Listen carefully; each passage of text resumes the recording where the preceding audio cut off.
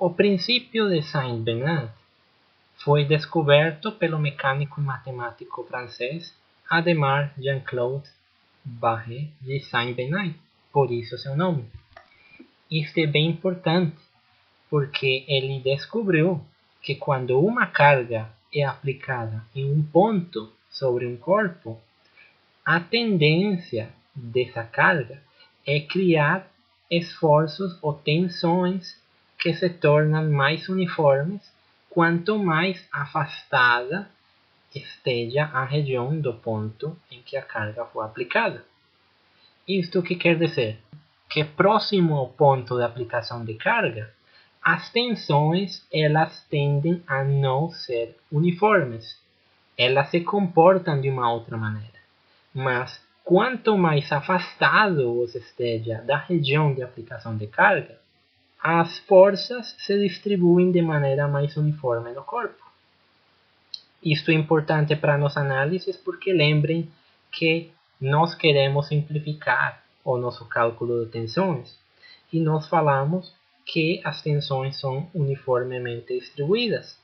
Assim que, por exemplo, para nossa análise é de nosso interesse ficar longe de cargas aplicadas. As equações que nós usamos assumem a uniformidade de cargas, mas isto não é sempre verdade.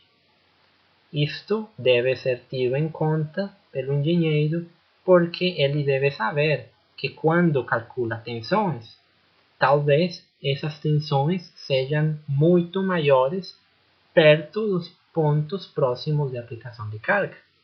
Assim que se você encontra que as cargas são máximas, no caso, por exemplo, que o diagrama de momento fletor e força cortante são máximos perto de um suporte, que é um ponto onde a carga é aplicada pelas reações, talvez as cargas ali nesse ponto sejam ainda maiores. Por isso é que você precisaria ter cuidado nesses casos e não carregar o corpo em excesso para ficar próximo do ponto plástico. Lembrem que eu falei que na curva ou no diagrama de tensão de formação, nossos engenheiros nunca trabalhamos perto do ponto onde se passa do regime elástico ao plástico. Esta é uma razão, porque as tensões podem ser muito maiores perto de pontos onde as cargas são aplicadas. Assim que, se trabalhamos afastado de lá, mesmo que as cargas criem essa distorção nas tensões, ainda o material conseguiria suportar as cargas e estar no regime elástico. Nesta figura, podemos ver com maior detalhe o que fala o princípio de Saint-Bernard. Neste caso, temos uma coluna carregada axialmente por uma carga P, pontual aplicada no centro. Se observamos como é que seria a distribuição de tensões real em comparação com a distribuição de tensões média, que é a que nós calculamos assumindo que todo é homogêneo, vamos ver essa distribuição de tensões a uma distância x longitudinal equivalente a 1/4 parte da espessura da coluna. Assim que suponha que é uma coluna com uma espessura de 8 centímetros. 1/4 parte seria 2 centímetros. Assim que a uma distância x de 2 centímetros, nós teríamos esta primeira distribuição de tensões. O formato dela é como se fosse uma gaussiana. E olhem que a tensão máxima ela chega até 2,6 vezes maior em comparação a uma tensão homogênea ou uma tensão média. 2,6 vezes, olhem, isto é quase 3 vezes. Olhem quão importante é a concentração de tensões, porque no caso, quase 3 vezes a tensão quer dizer que mesmo que você esteja trabalhando no regime elástico do material, se você assumiu que ia trabalhar com cargas que estivessem a mais ou menos a metade da resistência ou do limite elástico do material, e neste ponto as cargas são 3 vezes, isso quer dizer que nesse ponto você ultrapassou o limite elástico e seu material está se deformando plasticamente. Assim que você precisaria trabalhar com tensões de 1/3 parte a resistência ou do limite elástico do material. Mas vamos ver como é que vão mudando essas tensões quanto mais longe ficamos do ponto de aplicação de carga. Se chegamos numa distância x igual a metade da espessura, ou seja, no caso do nosso exemplo, uns 4 centímetros, ali as tensões já começam a ficar mais planas. E a uma distância x igual à espessura, já as tensões são aproximadamente homogêneas. Assim que, para a maioria da coluna, dependendo do comprimento, assumindo que o comprimento é muito maior que a espessura, na maioria da coluna, as tensões se comportam sim como homogêneas, que é o que nós assumimos em nossos cálculos. Mas precisamos ter cuidado com esses pontos onde as tensões são concentradas. Não só cargas pontuais conseguem concentrar as tensões. Como vemos nestas imagens, que são feitas com um experimento bem simples, você só precisa pegar uma fita ou uma coisa que seja elástica, desenhar umas linhas nela e tentar deformar essa fita, e aí você conseguiria ver como as linhas se deformam com aquelas cargas aplicadas.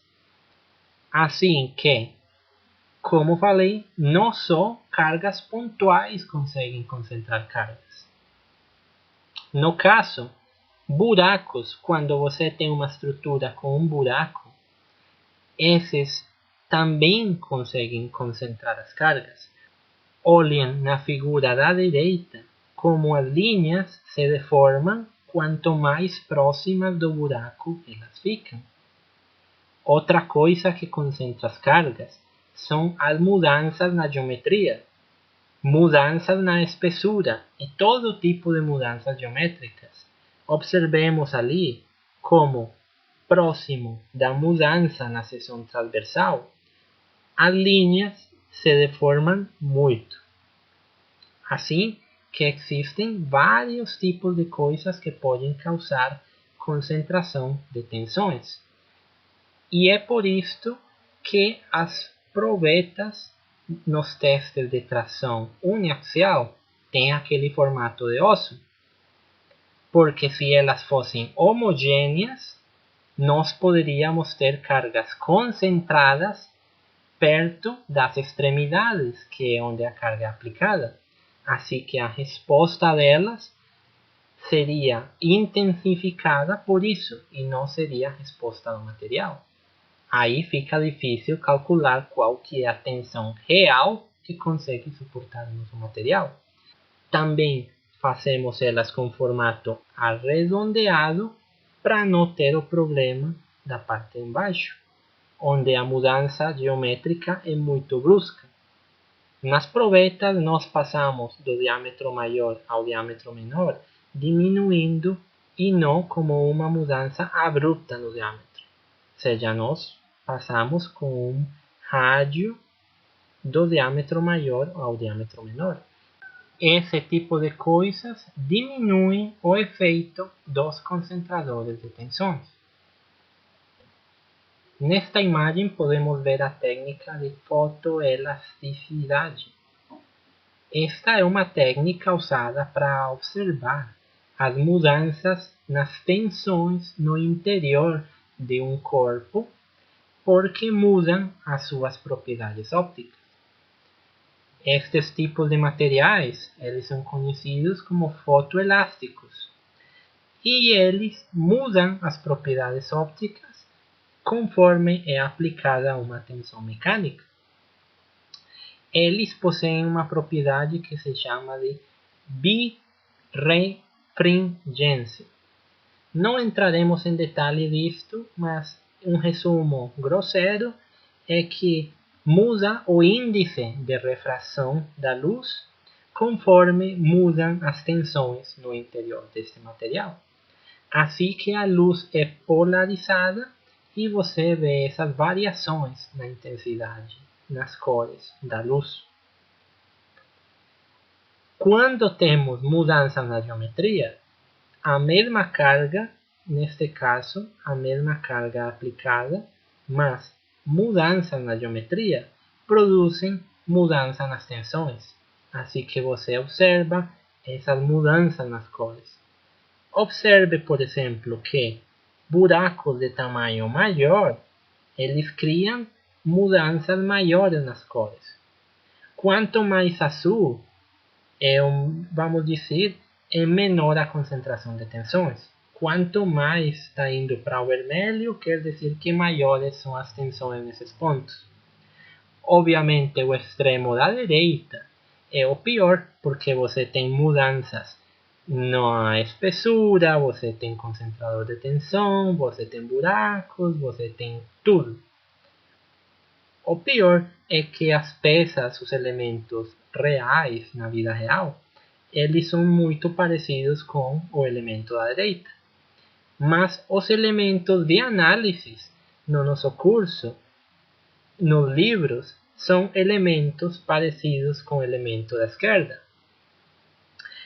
Isto é porque o elemento da direita é muito complexo e nós precisamos simplificar. Mas, como sabemos que o elemento real é parecido ao elemento da direita, nós precisamos ter isto em conta na hora de nossos cálculos. Ou seja, nós calculamos as tensões, mas sabemos que essas tensões são maiores na vida real em nossos elementos. Para projetar ou desenhar adequadamente os elementos, as estruturas, tudo, nós necessitamos restringir a tensão máxima que atua no material até um nível que seja seguro.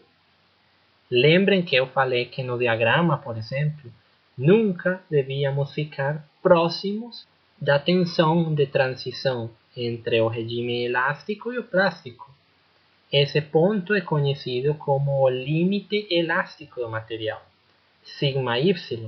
Assim que, como sabemos que as tensões no material são maiores na vida real, nós podemos usar um método para especificar a carga admissível do material e para isto usamos um número que é chamado de fator de segurança.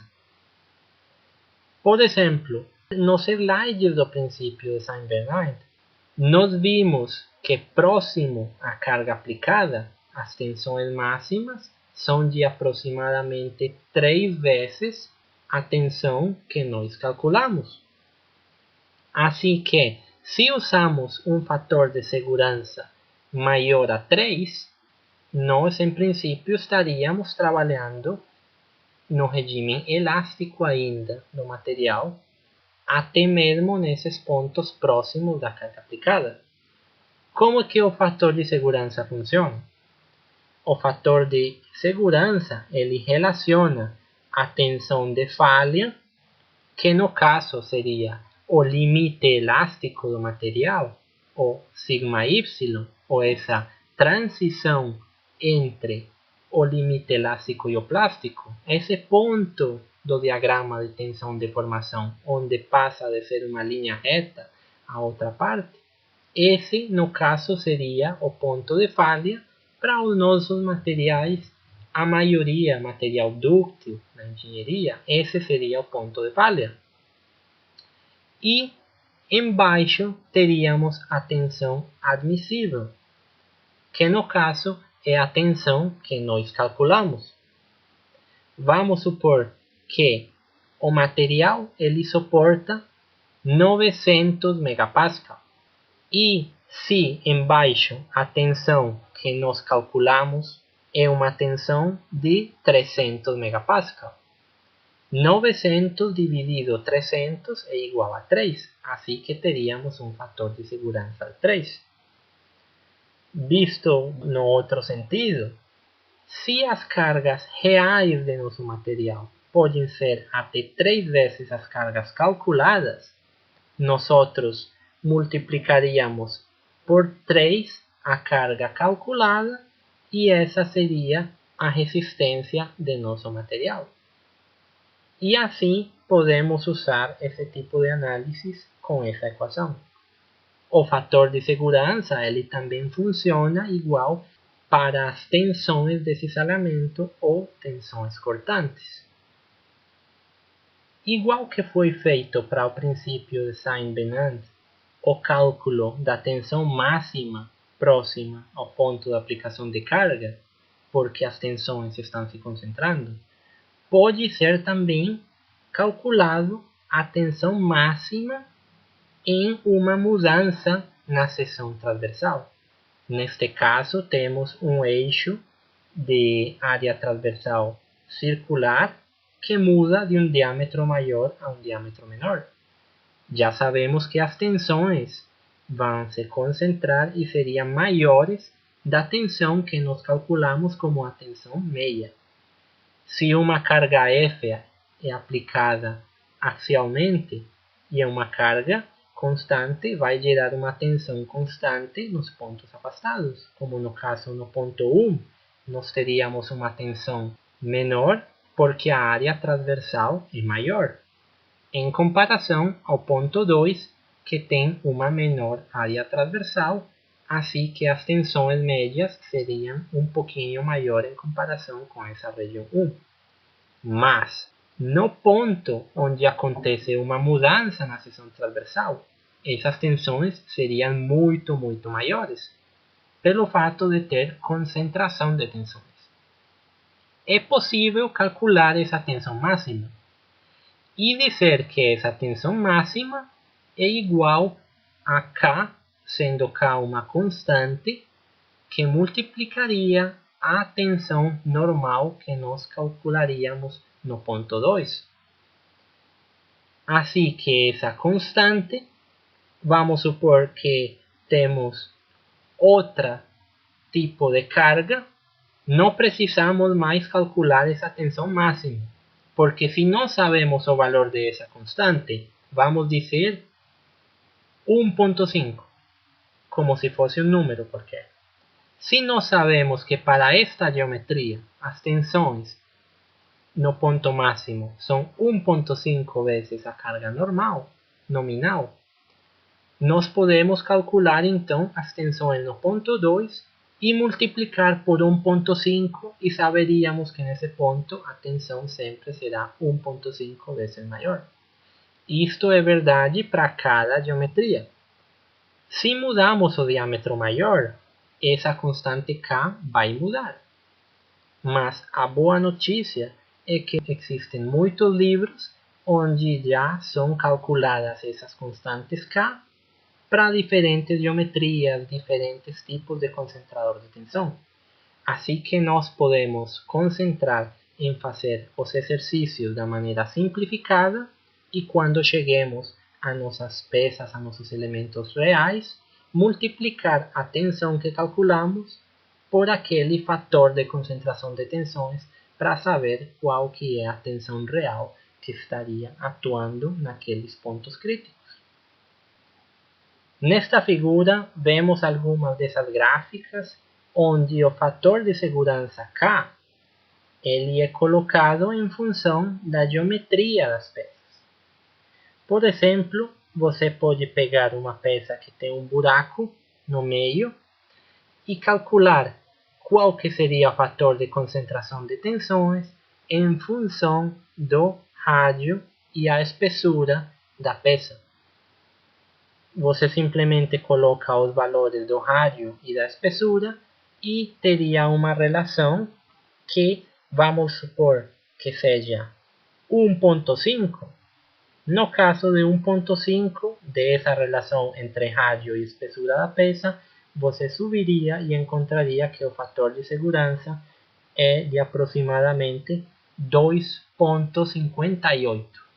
Assim que as tensões reais, nesse caso as tensões máximas, seriam 2.58 vezes maior.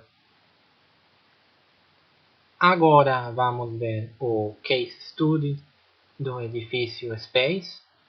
O edifício Space era um prédio na cidade de Medellín, Colômbia, que desabou. Ele colapsou por muitas razões.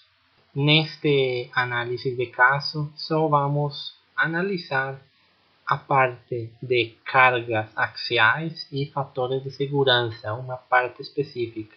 Não vamos entrar no detalhe de todos os fatores que se juntaram para provocar o colapso deste prédio.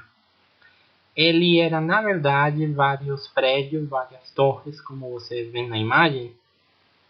Eles foram construídos por etapas, mas só o último foi o que desabou. Só que quando ele colapsou, a queda dessa torre afetou a estrutura de todas as outras que estavam juntas, porque todas estão conectadas, e todas as outras precisaram ser demolidas. Vamos dizer que ainda bem que foram cometidos muitos erros, porque essa última torre, ela desabou quando ainda estava na parte final da construção, das partes finais. Ela ainda não estava sendo habitada, diferente das outras do lado que já tinham pessoas morando. Se tivessem sido cometidos menos erros, talvez essa torre tivesse ficado em pé até um momento onde outra coisa acontecesse, por exemplo, um tremor. Na Colômbia acontecem muitos tremores. E isso poderia ter provocado, hipoteticamente, né, no futuro, que essa torre colapsasse com todas as pessoas morando dentro e o número de mortes poderia ter sido muito maior. Neste caso, morreram algumas pessoas que eram trabalhadores e seguranças que estavam atuando ali no momento, mas poderia ter sido muito pior. Nesta imagem, se consegue observar uma foto de uma das colunas que explodiu antes do prédio inteiro colapsar. Essa coluna, essa imagem, foi tirada porque literalmente ela explodiu. Eles ouviram isso, foram lá, tentaram arrumar, não conseguiram e algumas horas depois o prédio inteiro caiu. Porque todas as outras colunas não conseguiam suportar o peso dele. As colunas todas não eram suficientes, agora com uma a menos, muito mais crítico. Mas o que eu quero mostrar é o modo de falha dessa coluna. As colunas são estruturas que elas estão submetidas à compressão axial, cargas axiais. Na imagem da direita, é colocado em vermelho como ela deveria ser, e em verde como é que ela ficou. Dá para observar que a coluna ela falhou num ângulo de 45 graus. Se vocês voltam no vídeo, no começo, onde mostrávamos imagens de falha de material frágil submetido à compressão, vocês verão, no caso era um metal, mas era um metal frágil, que o modo de falha é igual. É uma falha angular no ângulo de 45 graus. O que mostra que a coluna falhou efetivamente por uma carga excessiva em compressão. De novo, como falei, o caso do edifício Space, ele teve muitos problemas. Nós não analisaremos todas as coisas na engenharia civil pela qual este edifício desabou. Só nos focaremos na parte do análise das cargas axiais e o fator de segurança, que são as coisas que temos visto neste vídeo. Para analisar isto, temos uma imagem de diferentes colunas do prédio.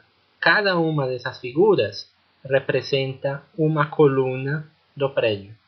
Na cor azul aparece a carga atuante, que seria a carga que você calcularia como engenheiro, assumindo todas as forças que estão atuando nessa coluna. Essa seria a carga que você calcula, o sigma que nós calcularemos, ou as forças axiais que você consegue calcular.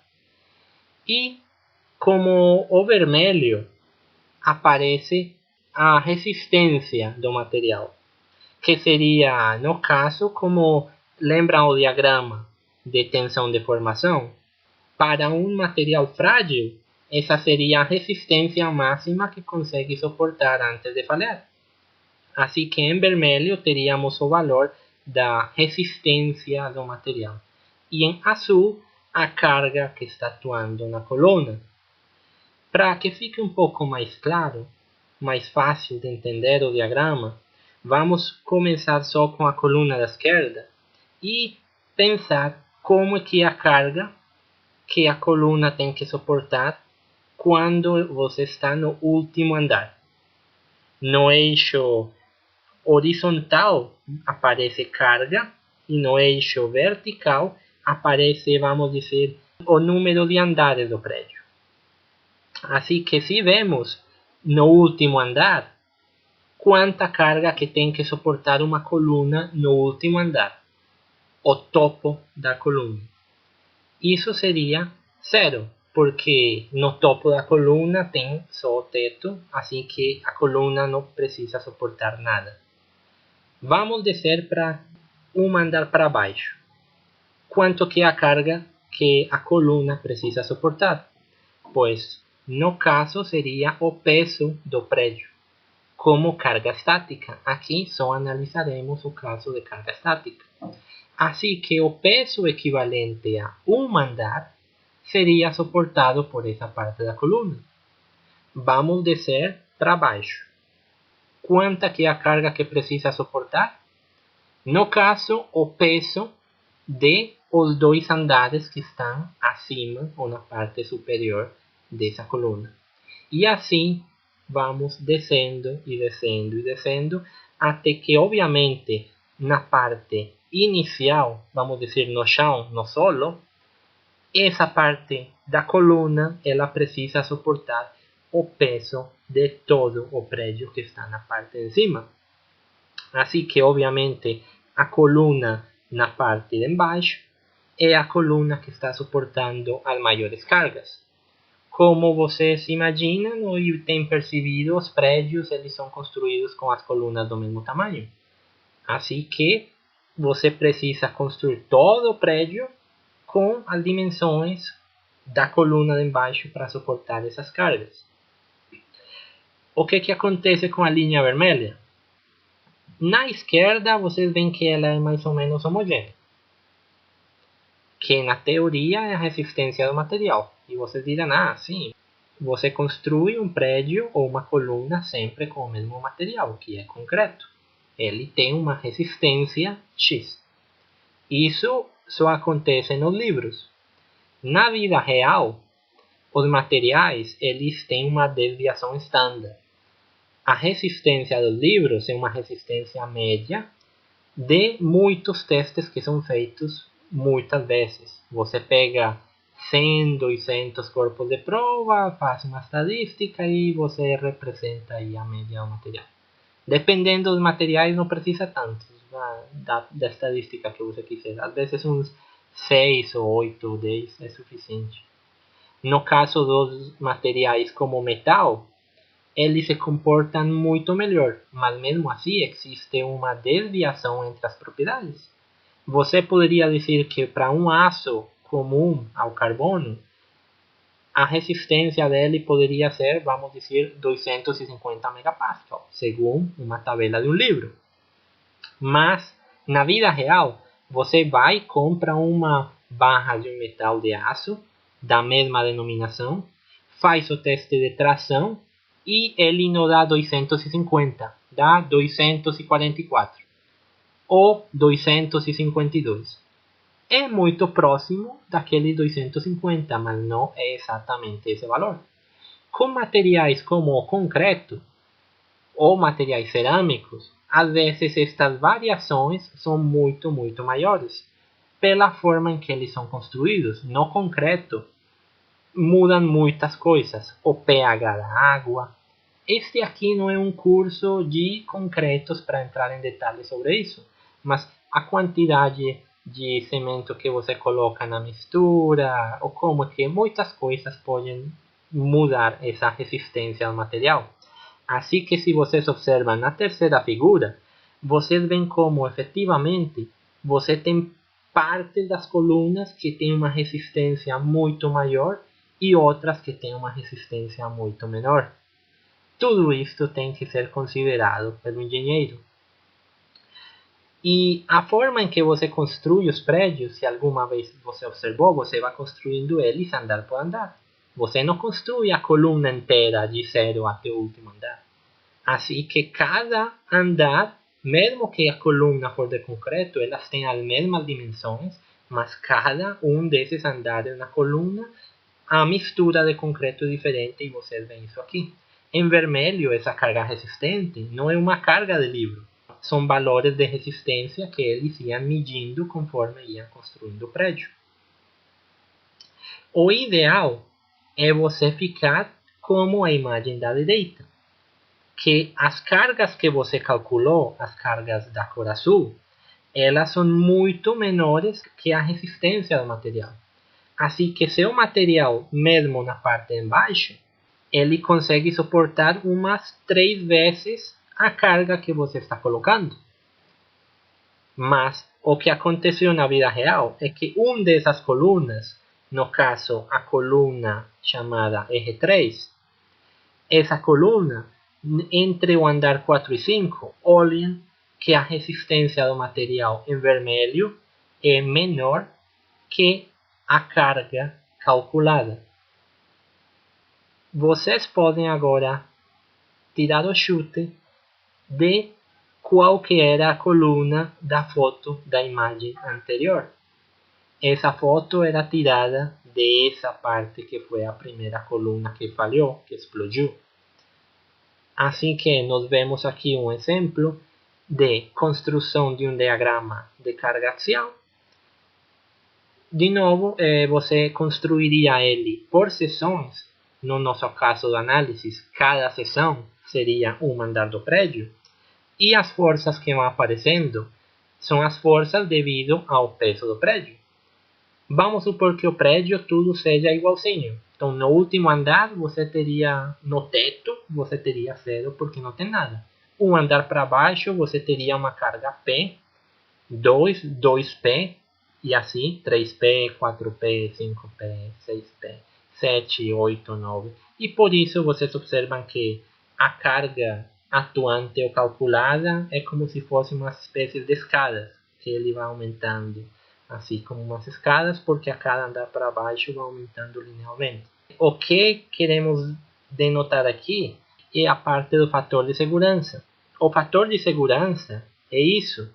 Você quer que a resistência do seu material seja muito maior, umas 2 ou 3 vezes, a carga que você está colocando.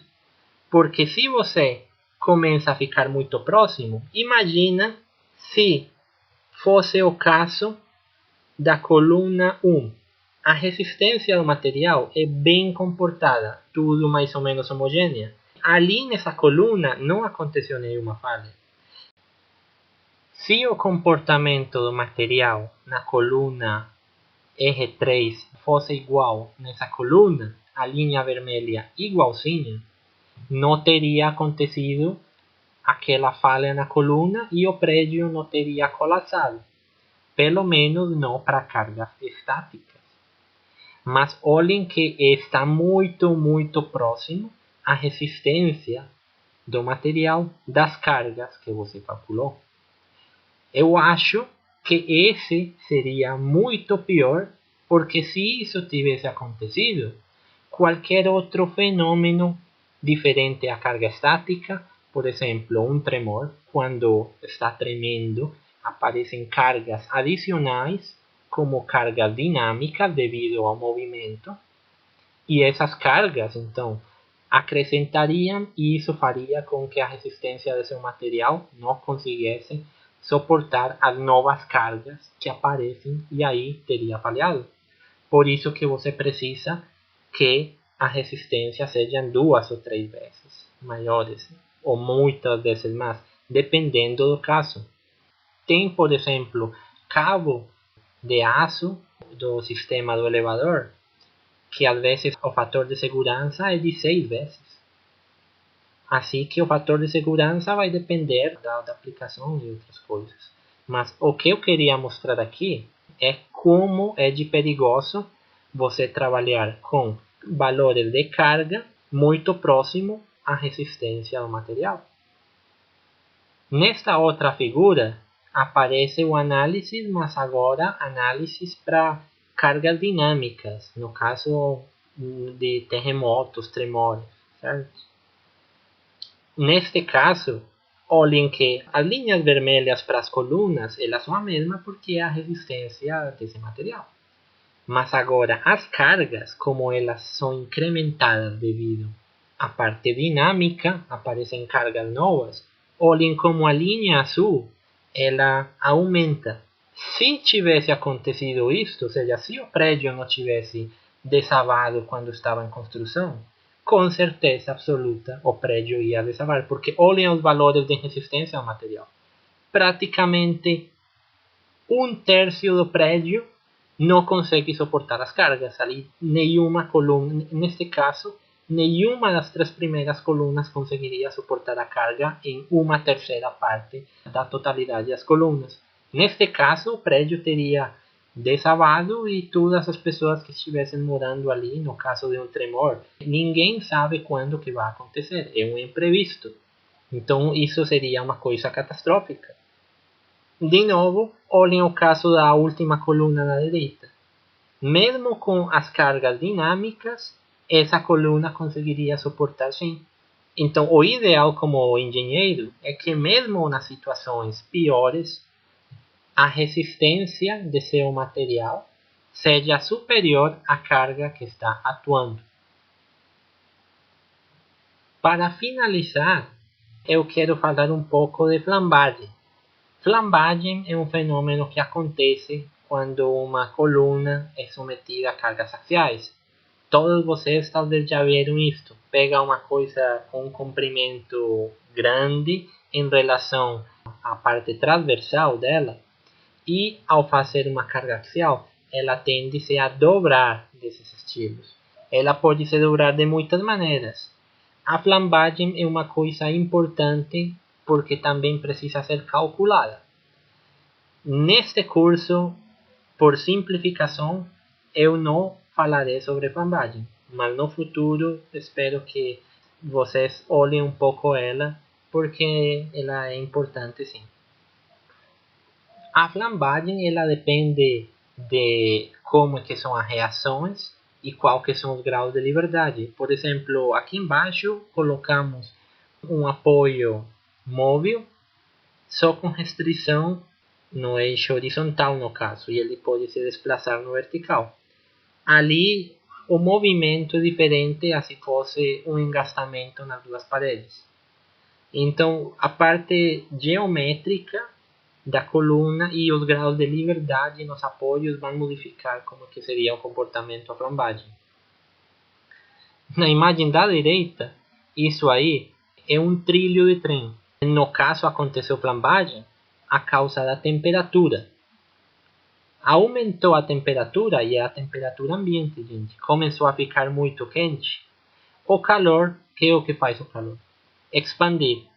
Então, como o trilho estava se expandindo, aparecem tensões internas devido a essa expansão. Uma parte do trilho quer se expandir, a outra também. Então, entre elas se fazem forças porque as duas estão se tentando expandir.